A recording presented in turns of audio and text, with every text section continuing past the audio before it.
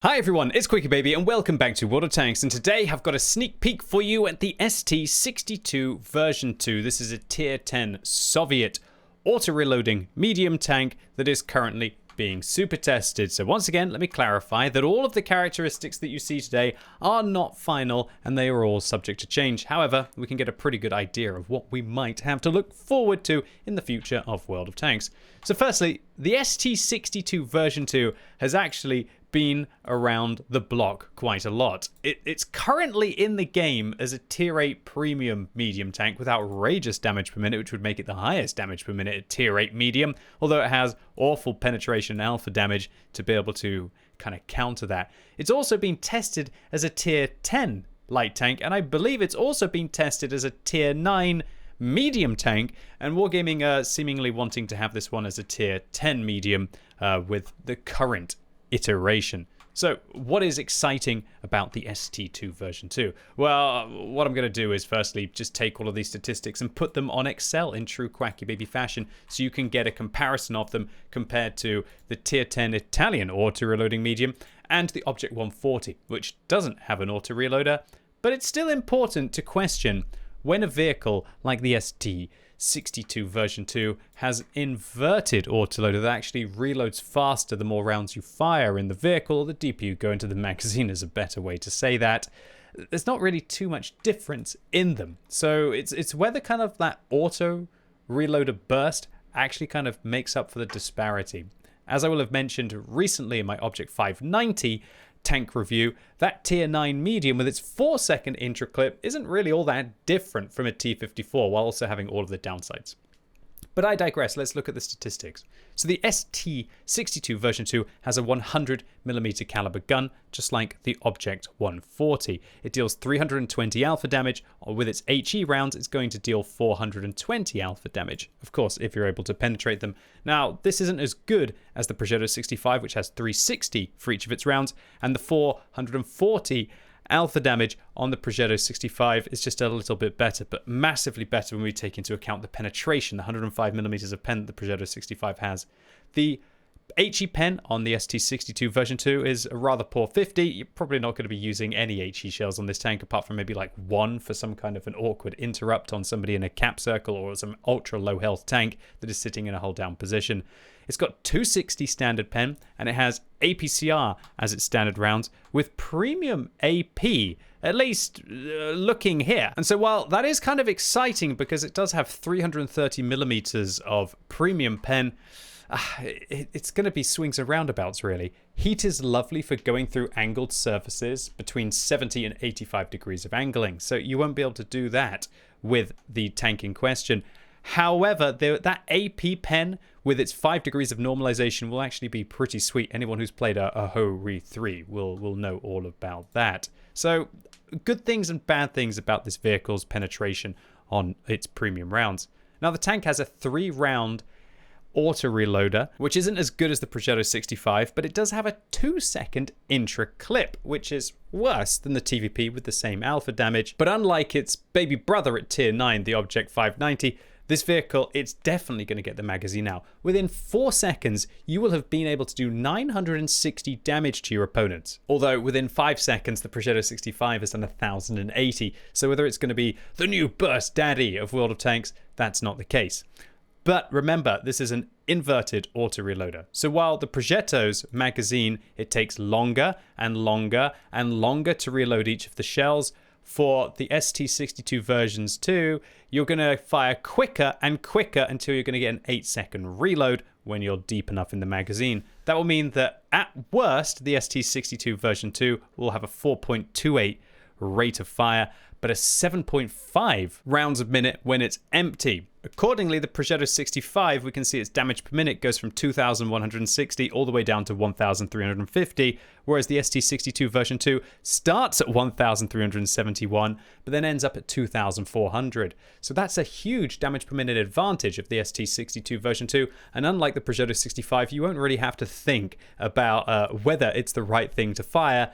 If you can fire, pretty much just go for it. Although, if you do find yourself having the opportunity to wait for a second, 2 or possibly 3 seconds to be able to reload that second shell before you can know that you're going to be able to burst off 2, that's the only real time that you would wait on a tank like this. The real difference, though, is that while this vehicle does get 7.5 rounds a minute rate of fire when it's empty, that pales in comparison to the Object 140's 9 round a minute rate of fire. And remember that this tank isn't very likely to be able to use a gun rammer, as no auto reloaders can inside World of Tanks, whereas the Object 140, you can whack a gun rammer on that and really go to town with that damage per minute. So the ST-62 version 2, it's going to be nice to be able to dump out this magazine, and it is nice that it does have a DPM edge over a tank like the Progetto 65. But all in all, I don't really think that it'd be worth the sacrifice of getting just that huge damage per minute that you can get on the Object 140, of getting your reload down to 5 seconds. But let's take a look at the gun handling of this vehicle. 0.37 accuracy is worse than the other two tanks in this comparison, but 2 seconds aim time is really nice. That might mean that you're able to fully aim your shots in between that 2-second intra-clip reload.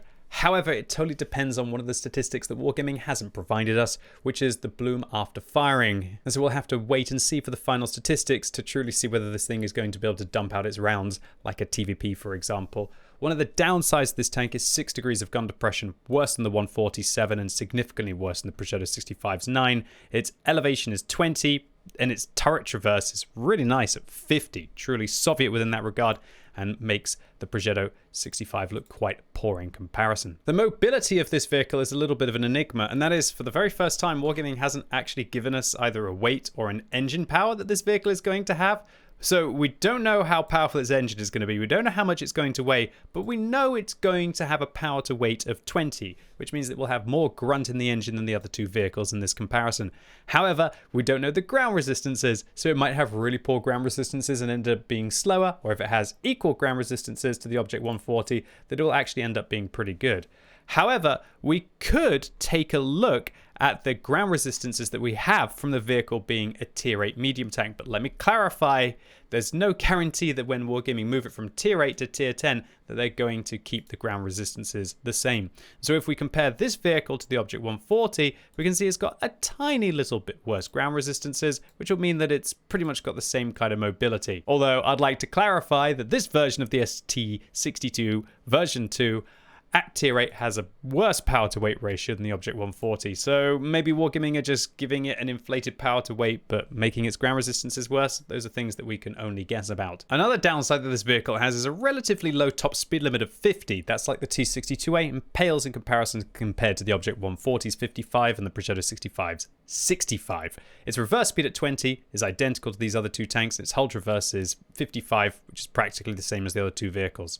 So now onto the armor of this vehicle. It has 100 on the hull, that's worse than the 140, 70 on the side of the hull, that's worse than the 140, and 40 at the back of the hull, that's worse than the 140. However, the turret armor, 290 at the front of the turret, much better than the 140, 150 on the side and 50 at the rear is very nice and makes the Progetto truly look like a light tank. Now, we can go and take a look at the armor model of the ST-62 on TanksGG. Let me clarify, this is the tier 8 premium medium tank version of this vehicle, not the tier 10 medium version of this tank. And so even the values that we have, they seem to be correct on the hull. 100 on the upper hull. If we take a look at the side armor, it's about 50-60, correct, and 40 at the back. That is the same as what Wargaming is suggesting. Although the current version, the tier 10 version, has 290 on the front of the turret and 150 on the side. Whereas there is no area of this vehicle, there's 290, it's currently 190,